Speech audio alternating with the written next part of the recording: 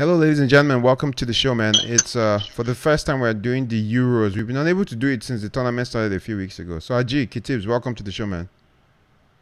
Happy to be here, guys. Happy to be here. Yeah. So, let's talk about a lot of the big boys are out already. Some big boys remain, but maybe we should focus on the guys that generate the news already. Obviously, the group of death was kind of a disappointment. France was a disappointment. You saw Kylian Mbappe's dad being what's the word now? I've never liked the Rabiot guy from the beginning, but some people just kind of destroy the chemistry of a team. But what's his name? Deschamps probably likes him because he was starting most of the games. Even though I felt Coman is more of a winger, but that's a different discussion. But Belgium, Germany, a lot of big boys have kind of fallen to the wayside. So was hoping we could get you guys to reflect on the tournament so far. Who impressed you? Who's disappointed you? And maybe spend a few minutes talk about predictions about who's going to win. Who wants to go first? For me, like you said, it's been an interesting tournament. Again, it's the COVID era. You have travel restrictions. You have playing in different cities. The flight times. Some teams have to leave after 10 hours or 12 hours after their matches. So it's been a different era, but again, it's been interesting, to say the least. Group of death, well, they're all dead for the most part, But the thing is, I like the English team, and I hope they do well. I love London. You guys all know that. But that being said, I feel like the English team, looking at them, I just feel like the Southgate just feels like he has good strikers. So he has confidence in them, So it feels like all he needs to do to win is just pay attention to defense, which I think is what they are just doing. Just look at your defensive situation, don't get caught off guards, everybody information, and attack one way or the other, will figure it out. So I feel like that's the approach of the English team. Mm-hmm. And so far so good. They've conceded no goals. They're in the semis right now, and it's looking like Denmark. Yeah, I know it's your dark horse. Don't write Denmark off. Yeah, exactly. England is notorious for that. Like Naija, they will mess up when you least expect them to mess up. Don't be surprised if Denmark shock them. But I believe that the English team needs 2-3 chances and they will score 1 or 2 goals, because they have from Harry Kane to Sterling to Rashford, even to my boy Saka. You know what I mean? Sancho, all those boys. 2-3 chances, they'll score 1 or 2 goals. So all they need to do is just focus on your defensive positions. Yeah.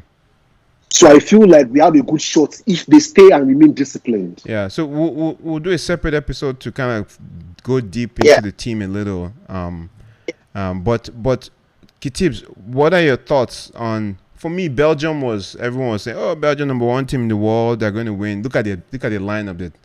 They're older, but if you have De Bruyne on your team, Tielemans, who just won the FA Cup, how do you feel? What went wrong?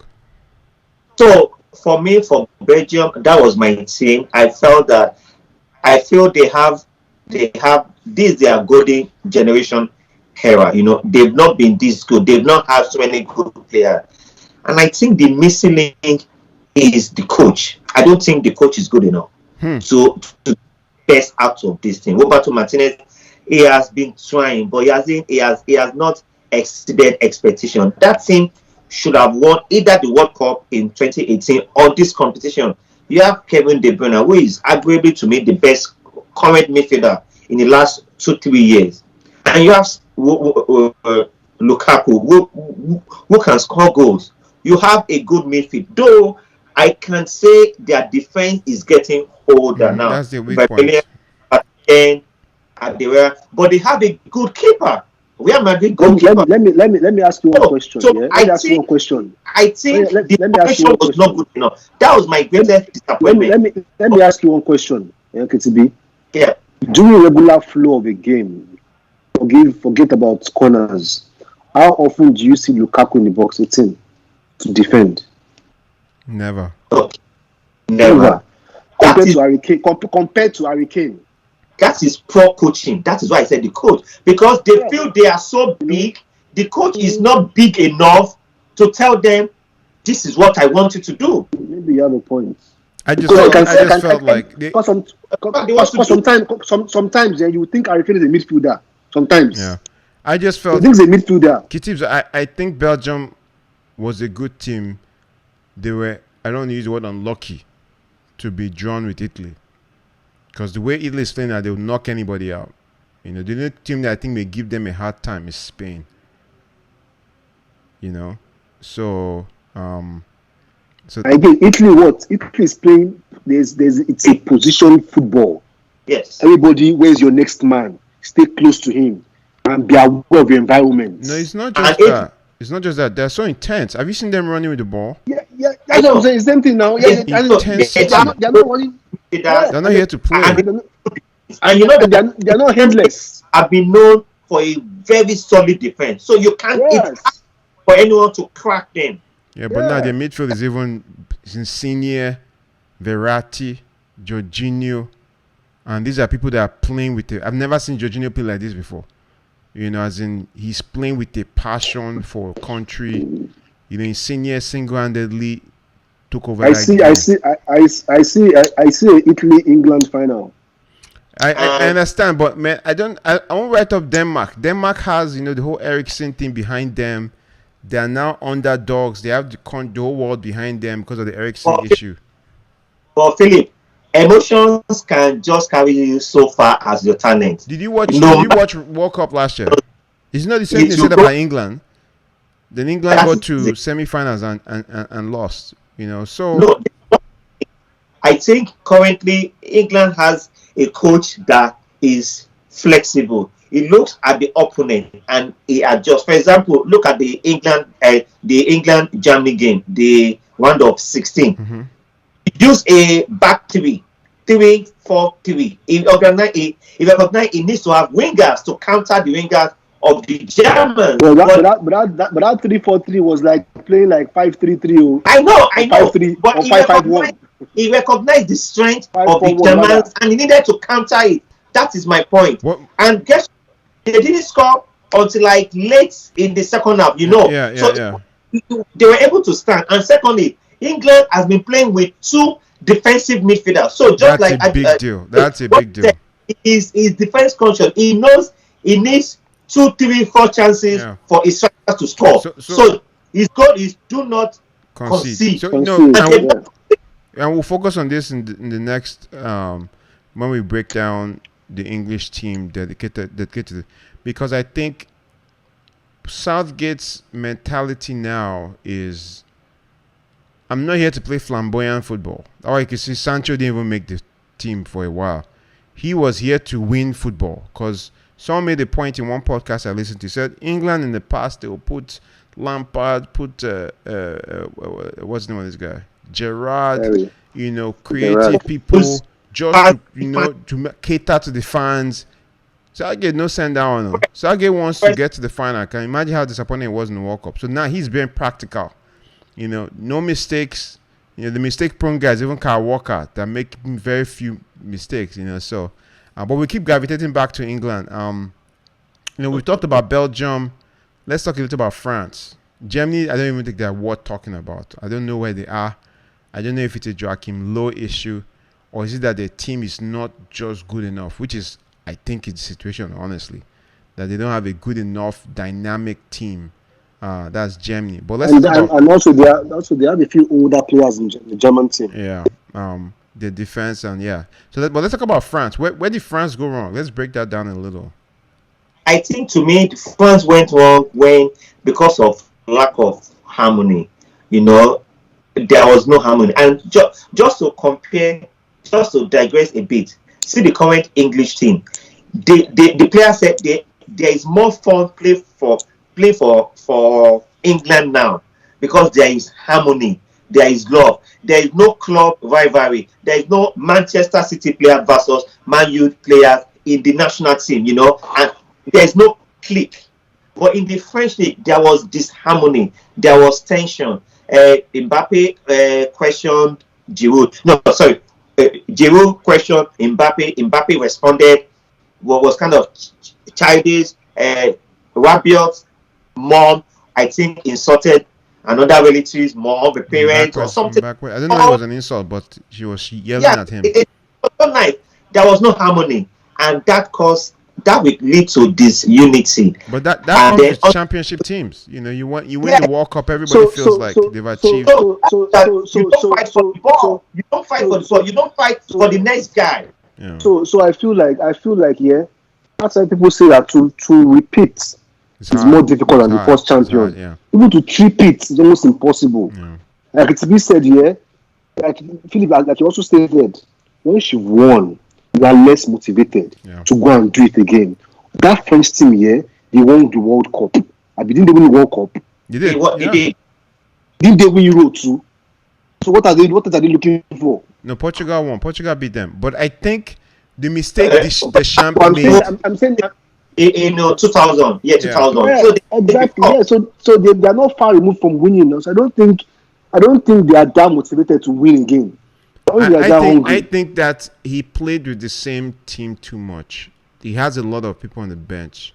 He should have sensed that this chemistry, which I think you guys are trying to say, is not as good as it was 4 years ago at the World Cup, and maybe start to put some of the hungrier, play. I felt Coleman was such a dynamic player.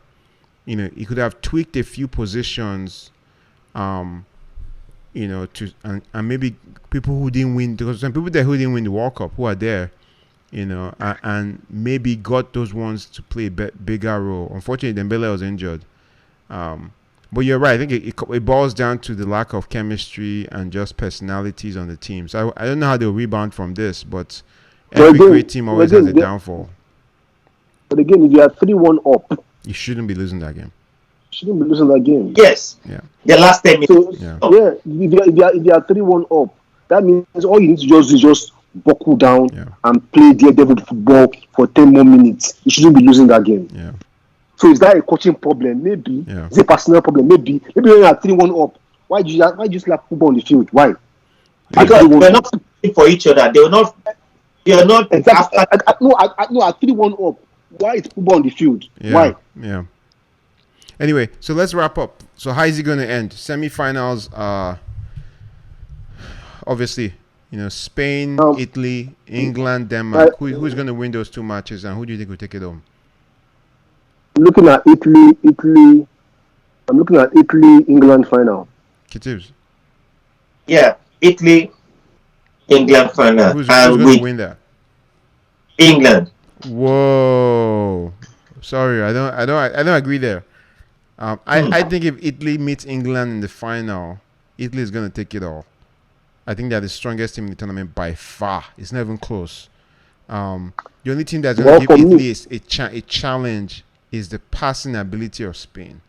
That's the only problem I have with them.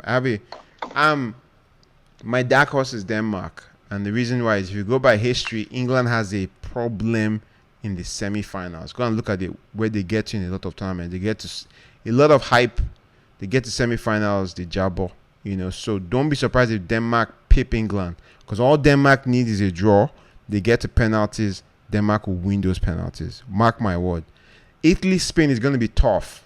Spain is going to be tough because Italy is playing using their wing backs, playing very fast. And if Spain can dominate possession and passes, would that strategy Italy has work? So Mancini has to think about it very different.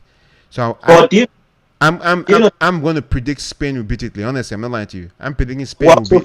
So for me, I feel like if you look at the Champions League the last 2 seasons, the best teams have been mostly English teams. No, and I feel like most of those players are playing for this English national team. Yeah. So I feel like there's no fear element. Yeah. There's no fear element. Then all you need to do is just be disciplined. Yeah. That's because you've been in the big moments. You've been on the big stage. You've seen 3-1 people going home, 3-1 France going home. So anything can happen. I feel like if you didn't have Harry Kane or Raheem Sterling or Rashford in that English team, I'll be like, well, you won't score, you won't find goals. But I feel like England will score. Yeah. So for me, this just to talk about the Italy-Spain game. Italy's starting left fullback is now injured, so he's out. So that is one less key player, you know. So the coach needs to find a good replacement. I hope the person can live standard. But Spain could just creep in, and I believe Spain will give England a less headache than Italy. Now, back to the England Denmark. I think Southgate respects Denmark. He's not underrating them, and he's been able to change some players, so everybody is hungry. Now, we don't know if Jack Grealish will start. Is it Saka? Is it Rashford? Is it Sancho? We know some players are like starting, like the keeper, the two defenders, then the pivots, the 2 6s, and these other guys. So some players are constant. Also, Harry Kane. Then lastly, we need to say, of all the 4 remaining teams, which of the team have the best striker? That is England. Harry Kane is better than the best striker from Spain, from Italy, and from Denmark. That is it. And I believe just give, and Sterling has been the player of the tournament to me for England. He's been that big player. So England is 3-4 times. England and score goals, and that is it. England And they will shut it up. Okay. Anyway, guys, excellent point. Right, guys. We'll tell in a few days. This week. Yeah. Mark my word about Denmark. Just mark my word. We'll watch that game. If I'm going to predict, Denmark will draw with England because they're going to defend the hell. They'll be thinking exactly what you guys are thinking. They'll defend like hell. They'll draw with England, go to penalties, beat England in penalties. Spain will beat Italy. Then Spain will take it all by beating Denmark. Watch. Dark horse prediction. Okay. And guess what? For the first time, Spain, there's no Real Madrid player in the Spanish national team. Controversy, yeah. But they're lucky they've gone to the semifinals. If they jab body, that'd be a big problem. Yeah. Okay, guys. Thank you so much, guys. man. Yeah. One love, man. One love.